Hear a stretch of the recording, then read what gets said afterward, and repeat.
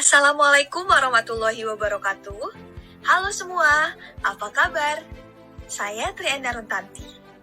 Video yang saya persembahkan kali ini merupakan bahan ajar audiovisual dari mata kuliah Perencanaan Pengajaran Bahasa dan Sastra Indonesia.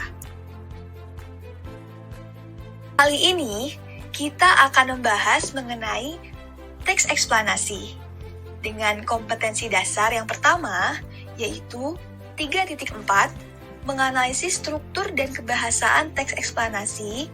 Kemudian, kompetensi dasar 4.4, yaitu memproduksi teks eksplanasi secara lisan atau tulisan dengan memperhatikan struktur dan kebahasaan. Sebelumnya, di sini apakah ada yang tahu apa itu teks eksplanasi?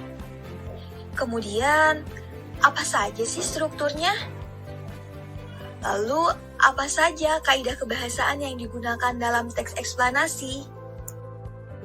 Untuk pembahasan yang pertama, kita akan membahas mengenai pengertian teks eksplanasi.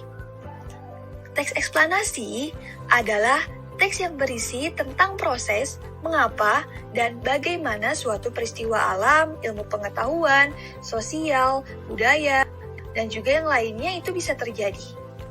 Sebuah peristiwa, baik peristiwa alam maupun sosial yang terjadi di sekitar kita, selalu memiliki hubungan sebab akibat serta juga proses. Kejadian atau peristiwa yang terjadi di sekitar kita, pantasnya tidak hanya kita amati serta dirasakan saja, tetapi sekaligus digunakan sebagai pembelajaran.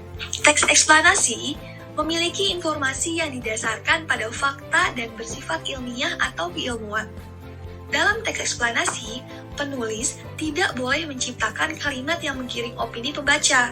Teks ini menceritakan berurutan sesuai kejadian yang sebenarnya. Kemudian selanjutnya ada struktur teks eksplanasi. Struktur yang pertama yaitu pernyataan umum. Dalam teks eksplanasi, ada kewajiban untuk membuat pernyataan umum. Pernyataan umum dalam sebuah teks eksplanasi memiliki makna tentang gambaran umum, fenomena, atau peristiwa alam yang akan dibahas. Kemudian yang kedua, yaitu urutan sebab dan akibat. Struktur teks eksplanasi yang baik juga memiliki alur urutan sebab akibat, karena di saat membahas fenomena harus disusun berdasarkan penyebab dan akibat yang ditimbulkan dari fenomena tersebut. Dan yang ketiga, yaitu interpretasi atau ulasan, berisi simpulan dari topik yang telah dijelaskan sebelumnya. Selanjutnya, yaitu kaidah kebahasaan yang digunakan dalam teks eksplanasi. Teks eksplanasi pada umumnya memiliki ciri bahasa sebagai berikut.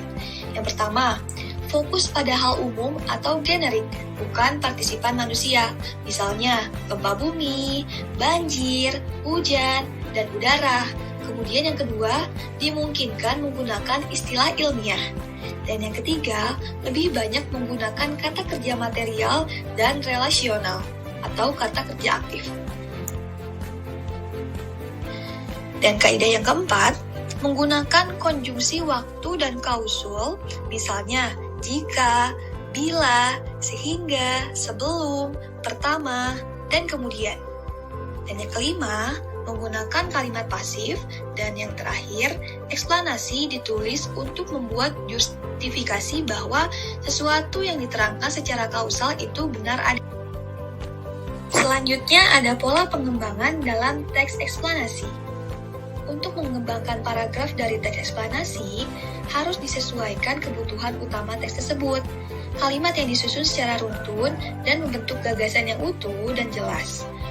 Pola pengembangan teks eksplanasi dibagi menjadi dua. Yang pertama, ada pola kronologis, yang berarti disusun berdasarkan urutan waktu kejadian. Yang kedua, yaitu pola kausalitas, yang merupakan pola dengan mengedepankan hubungan sebab akibat atas sebuah fenomena.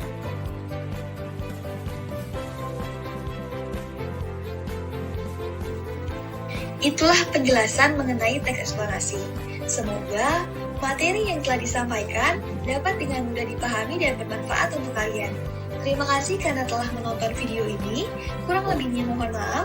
Wassalamualaikum warahmatullahi wabarakatuh.